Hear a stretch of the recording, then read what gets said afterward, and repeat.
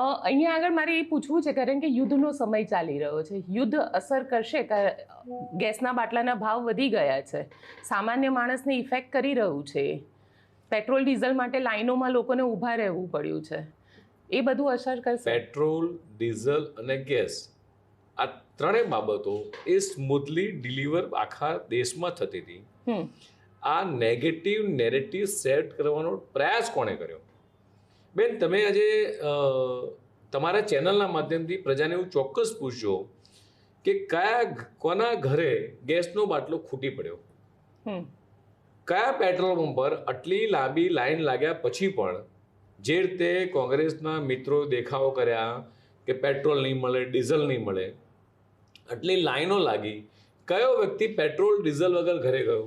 કઈ એક ગાડી પેટ્રોલ ડીઝલ વગર અટકી રહી?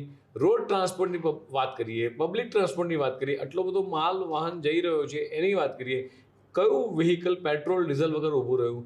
અને છતાંય આ યુદ્ધની સ્થિતિમાં સેલ્યુટ મારવું પડે દેશના અર્થતંત્રને, દેશના વિઝનરી નેતા માન્ય મોદી સાહેબને, કે એમણે આ સ્થિતિની વચ્ચે પણ જ્યારે અન્ય કન્ટ્રીઓ એ ભાવ પેટ્રોલ ડીઝલના વધારી રહી છે ત્યારે આપણે બેલેન્સ કરવા માટે આને એક્સાઇઝ ડ્યુટી ઘટાડવાનું કામ કર્યું. ડીઝલની અંદર 13 ના 10 કર્યા છે અને પેટ્રોલમાં પણ આપણે એક્સાઇઝ ડ્યુટી ઘટાડી છે. આવું કયા કન્ટ્રીમાં બન્યું છે? એ માત્ર ને માત્ર શક્ય બન્યું છે ભારતની અંદર. કોંગ્રેસ હર હંમેશા નેગેટિવ નેરેટિવ સેટ કરવાનો પ્રયાસ કરતી હોય છે.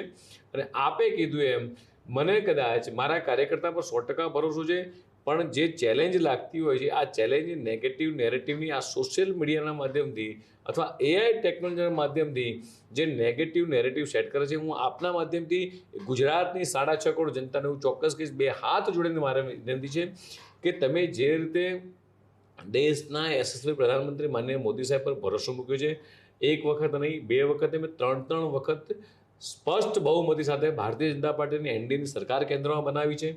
30 વર્ષથી તમે ભારતીય જનતા પાર્ટીની પડખે ઊભા રહ્યા છો અને એવી જ રીતે માનનીય પ્રધાનમંત્રી મોદી સાહેબ હોય કે ગુજરાતના મુખ્યમંત્રી માનનીય ભૂપેન્દ્ર પટેલ એ પ્રજાની પડખે ઊભા રહે છે. એવી જ રીતે તમે બિલકુલ નિશ્ચિંત થઈ અને આગળ વધજો. ક્યાંય પણ ગમે તેવી સ્થિતિની અંદર દેશના યશસ્વી પ્રધાનમંત્રી માનનીય મોદી સાહેબના એ હાથમાં એ જસ રેખાઓ લખેલી છે અને એવું